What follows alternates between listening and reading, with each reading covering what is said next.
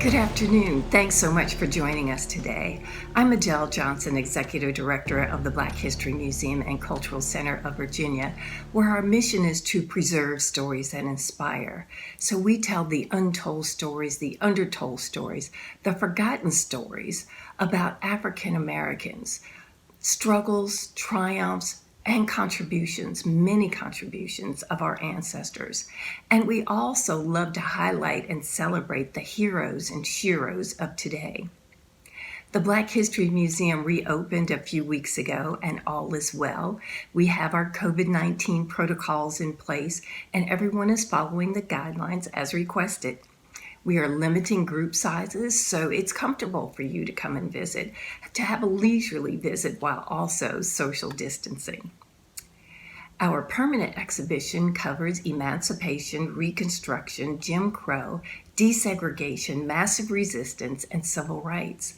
And our featured exhibition is Paradox of Liberty, Slavery at Jefferson's Monticello, which has been extended until November. This exhibition focuses on the 607 enslaved children, women, and men that Thomas Jefferson owned during his lifetime. It gives voice to the enslaved people who honestly we heard very little about until recent years. Yet they were the ones that built and maintained Monticello. So come visit, read their stories, learn about their lives through the more than 300 artifacts. See the photographs. Hear the oral histories that are told by their descendants. We are honored to have this exhibition and to share it with you because it offers a more complete and inclusive history, not only of Virginia, but of America. And that's what the Black History Museum is all about. Voices of Change is the program that you'll see today. It is an effort to continue something that we do at the museum, or we did at the museum prior to COVID, which is hold community conversations with the overarching goal of being a catalyst for dialogue and a catalyst for action. We encourage each of you to take time to reflect on who you are, what you stand for, and what you individually as well as collectively can do to positively impact the future. In a few minutes, you'll hear from several people sharing their personal experiences and perspectives. As you listen to them talking about social action, I want you to think about children. Your children, your grandchildren, your great-grandchildren, your great-great-great-grandchildren, nieces, nephews, your neighbors' children, and ask yourself a question. Ask yourself, what kind of ancestor will I be? Will the next generation or future generations say that you worked hard to make the world better? Will they be proud of you? Or will they wonder, why didn't you do something? So, in previous segments, we have talked about protests, we've listened to socially active youth, we've shared experiences related to social injustices. Then we asked whether people are intentionally giving subliminal consent when they see a racially motivated sign or symbol, but they don't say anything. So today we're asking the question, what's next? I don't know the answer, but as I say every time, we can't tell you what to do, but I believe that each of us has a role and responsibility. You have to start where you are and do what you can. Social justice doesn't just happen. We have to make it happen. During the program today, we also want to hear from you. So we will pose questions on the screen, then your combined responses will be shown as a percentage. Please participate because we want to know what you're thinking too. Again, today's theme is, what's next? So let's begin. Black families have the highest level of food insecurity of any population group in the United States. 1 in 5 Black families live in households that are food insecure, as compared to 1 in 10 white families. Almost 4 in 10 Black children are in a household that is in poverty, which is twice the rate that is faced by other racial groups. Black families in America live in substandard housing conditions at almost twice the rate, actually more than twice the rate, of white families in this country. Among prime-age Black men, 1 in 5 are not in the labor force, which is twice the non-employment rate for other groups. Although Blacks and whites use marijuana at approximately the same rate, Blacks are over 3.5 times more likely to get arrested. For every dollar that's earned by a white worker, 74 cents is earned by a Black worker. The levels of debt that Black college graduates have, it is twice the level of college debt for whites. The likelihood of an African American woman being incarcerated in the United States over her lifetime is 1 in 18. That's as compared to the likelihood of white women being incarcerated, which is 1 in 111. Over the course of a lifetime, a Black man has a 1 in 3 chance of incarceration, as compared to white men who have a 1 in 17 chance. For a Black child born into the bottom 20% of the income distribution, about half of them, 50%, will still be there as adults. We are not saying that other disparities suffered by other groups are unimportant. Indeed, we think it is very important that we pay attention to the disparities that every vulnerable group suffers. However, at this time in our history in America, it is most important that we do not lose sight of the very specific disparities and inequities suffered by African Americans historically and currently in the United States of America. Being a Black man myself and being in the media, I am very plugged in and tuned in to the surface level conversation, right, about what is happening and what isn't happening. But I'm also very in tune with the context of what it took to get to this point, to where we see this civil unrest playing out in the streets in Richmond and across the country since the death of George Floyd. I feel passionate about every single aspect of social justice, from education to public safety, housing, racial equity, voting rights, healthcare, you name it. In terms of education, I firmly believe that education is one thing in this country that can literally change the trajectory of any young person. I think it's unfair for a child to be born in the inner city or in an impoverished community as a whole, and that ultimately, in some cases, can determine how far they can go in life. And I find that to be very problematic, because when you think about where someone is born into, they're born into an impoverished area, you know that there's a history of redlining and other systems that were put in place to then curb Black wealth and the pursuit of Black wealth. So for me, education, I think, is the key. So when we look at our schools here locally in the metro and the area, you can't talk about the issues that these kids face, and you can't talk about the issues in the education system if you're not actively doing something about it. It is evident that our kids need us, they need our mentorship, they need our guidance, but also from a fundamental level as far as success, schools need to be funded. I came from Illinois before coming here to Virginia, and in Illinois they had issues with funding schools there, and that's an issue that also plays out here in Virginia as well.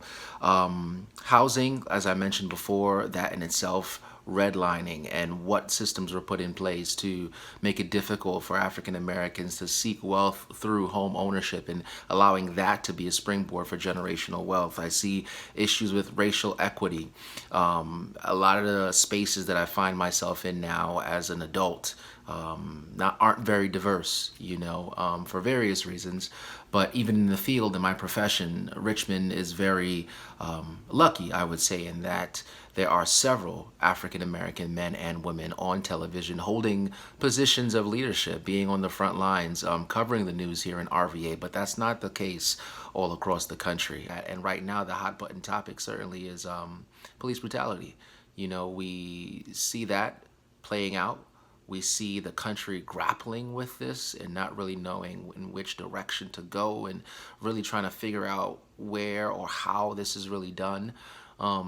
It is interesting to watch this all play out and be a part of history in this moment, but it's also heartbreaking in that this is not something that is new. This is not a phenomenon that just so happened overnight. George Floyd's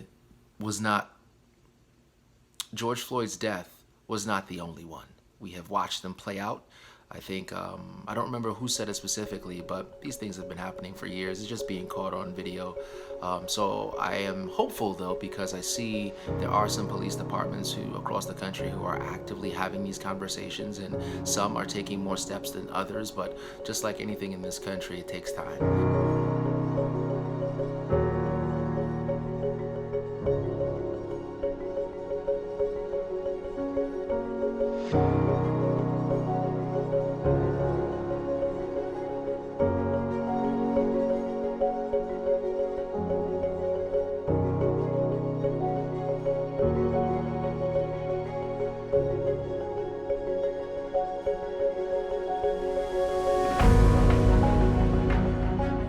In my current role and my current status, working from my home office since March, I am challenged to look ahead and challenged to consider and contemplate, where do we go from here without being in reactive mode?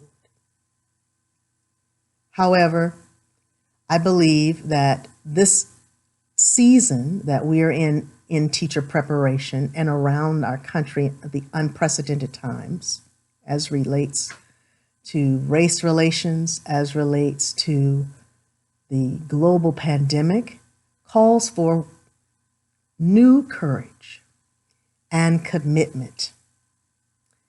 In order for us to move forward in teacher education, our stakeholders surrounding teacher preparation must demonstrate courage to acknowledge that we all share responsibility in preparing our state's future teachers. This transformation cannot be accomplished by teacher preparation alone, as I've highlighted. Preparation programs, school division teachers, and their representatives and state and federal policymakers need to commit to a common goal of preparing effective teachers for improving student achievement. And without that commitment, there will be no success for our students, our K-12 children, students.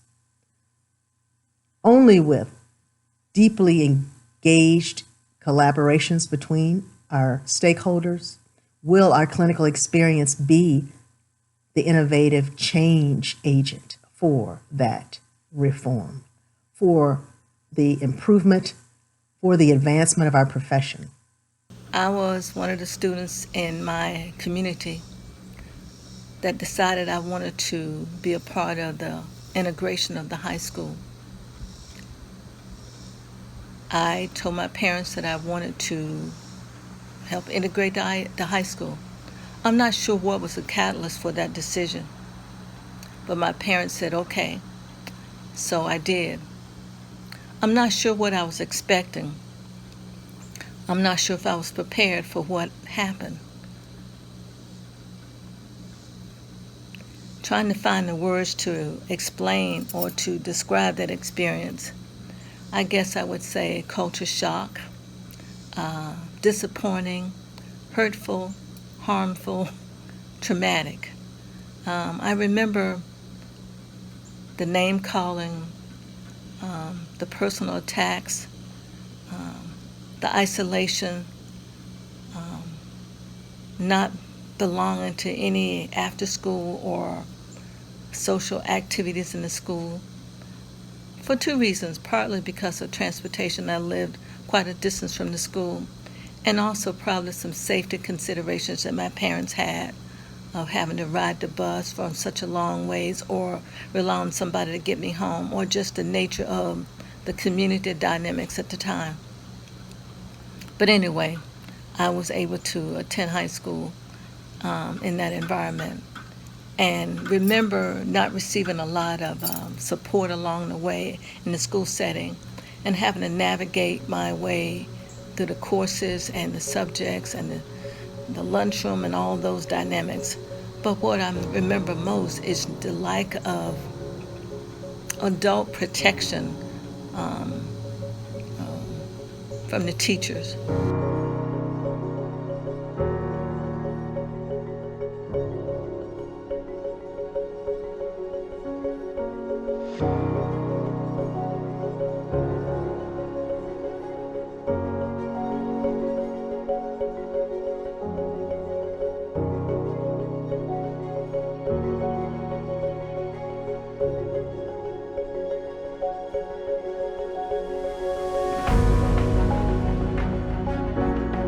Always wanted to make a difference here in the city of Richmond.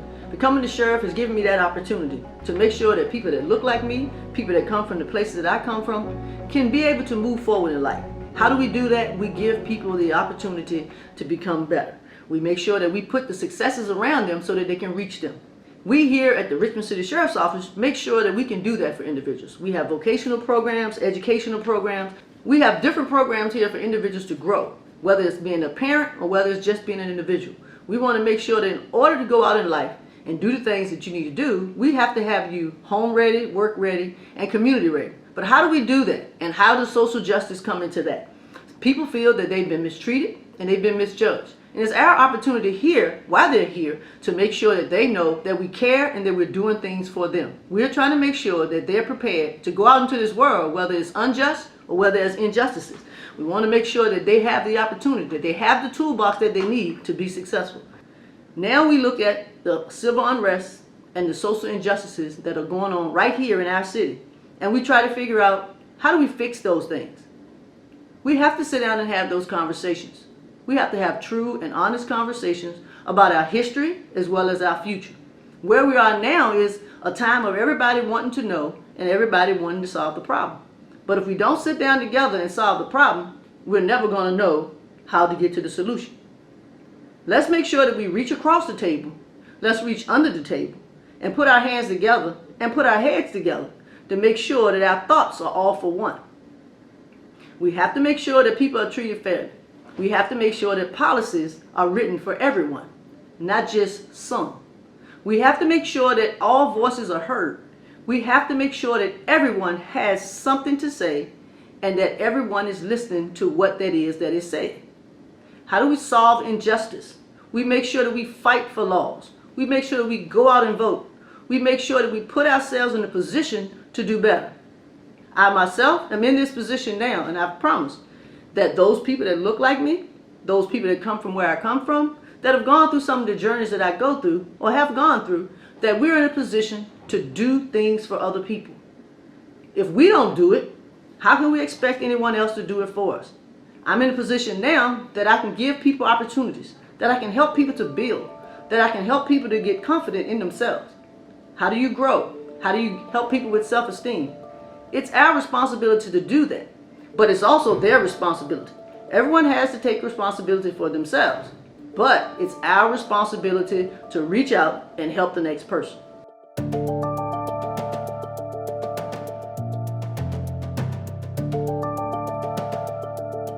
I had an experience once in my life where I was on a plane going to a protest march, and believe it or not, I experienced terrible anti-Semitism on a plane where people said that dirty Jews should be sent back to the ovens. And I stood up against this guy, and at the end of the flight, I said, let's meet outside and we can talk about the 75 members of my family who were killed in the Holocaust. And he ran off the plane and didn't dare approach me.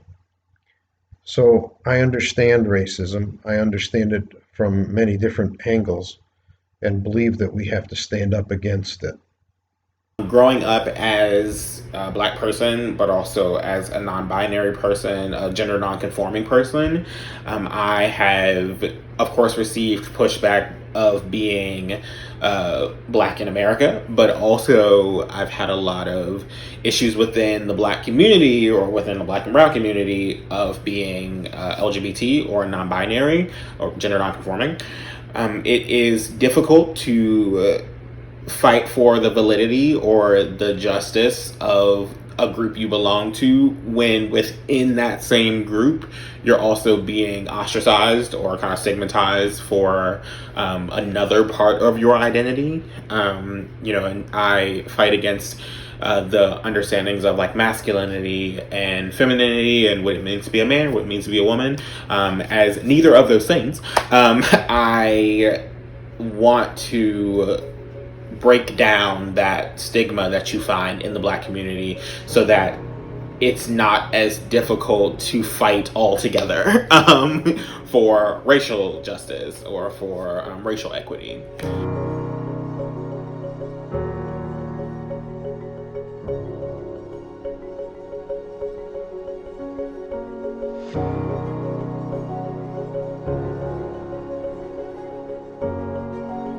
I think people choose not to vote because they've become disenchanted with the process. They feel like their voice is just not being heard, and that the people they send to represent them are not looking out for their best interest. To them, I say, you need to have conversations. You need to follow up with your elected officials. You need to ensure that your voice is being heard by those you put in office. Voting is but one part of the process. We need to follow up to ensure that changes do take place. I have been Social Action Chair for the Henrico County Alumni Chapter of Delta Sigma Theta. There, I was able to register several hundred people to vote. We've gone into various communities and held voter registration drives. We've even registered people to vote at the 2nd Street Festival. We've taken voter registration to a whole nother level. We actually went into the communities on election day to take people to the polls. We knocked on many doors and getting people out of their homes to the polls to vote. There was a time when I met a young man. I was trying to get him to the polls to vote, and he said, "I can't vote. I'm a convicted felon." Well, one of my sorors, she was able to talk to him and tell her story about how she got her rights restored. And so right then and there on the spot, I was able to take an application to get his rights restored. He was really excited about it because he didn't think he'd ever be able to have the opportunity to vote. He wasn't able to vote in that election, but he did let me know later that he received his voter registration card, and he was really excited to cast his vote for the very first time. I feel very passionate about everybody, every citizen having the opportunity and the resources to vote, to cast a ballot in every election, local, state, and national. Outside of the system, there's so many ways that we can make our voices heard. We can protest, we can demonstrate, we can write our elected officials, we can hold sit-ins. But from within the system, voting is the primary way that we can effect change. Like I said, we can demonstrate and protest, but unless there are elected officials within office and elected officials who hold power to craft laws and policies, our demands or the people's demands will never make it into laws and policies. And so voting is so important that we elect people to office who are willing and able to act on our demands and whose values and ideas reflect those of the citizens who they've been tasked to represent. I think now more than ever, voting is just so important. Every day there's a new news story that comes out about how people, elected officials, are working to disenfranchise people from voting, whether it is trying to remove people from the polls, from discouraging people to cast write-in ballots. It's just rampant. And we need to make sure that citizens, everybody, understands the power of their vote and the importance of their vote.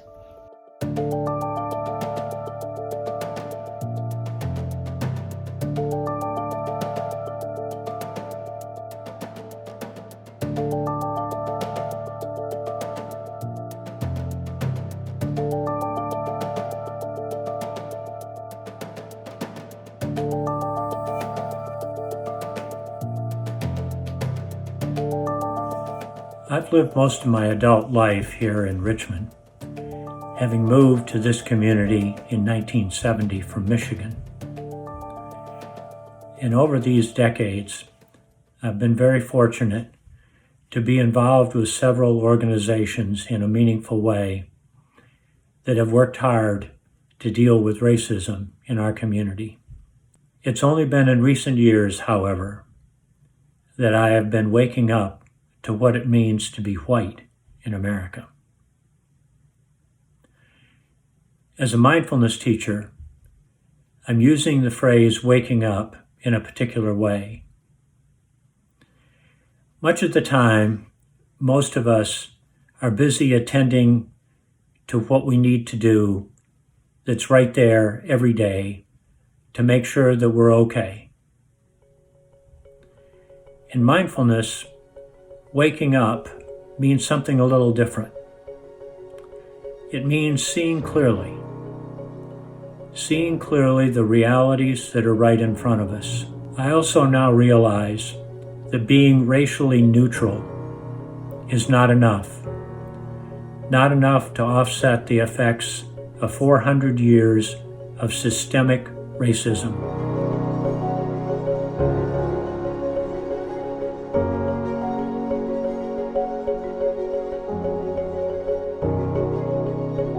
I hope that we can be the generation that transitions empathic corporate and government listening into empathic corporate and government financial action that really focuses on and prioritizes individuals and families before private corporate interests.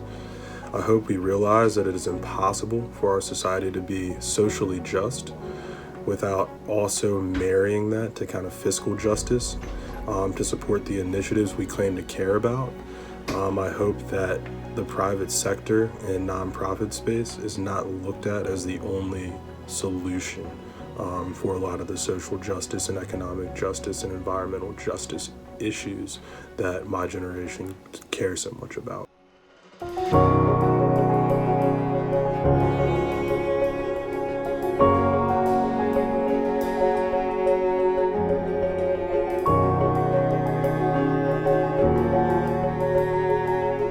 It's been too long, right? It's been a very long time. If John Lewis can cross that bridge in Selma, in Alabama, and die years later, and there are still issues surrounding voting rights, I think that's problematic. But we also honor him for the life that he lived and gave to the idea of voting all across the country, no matter your race, creed, or color.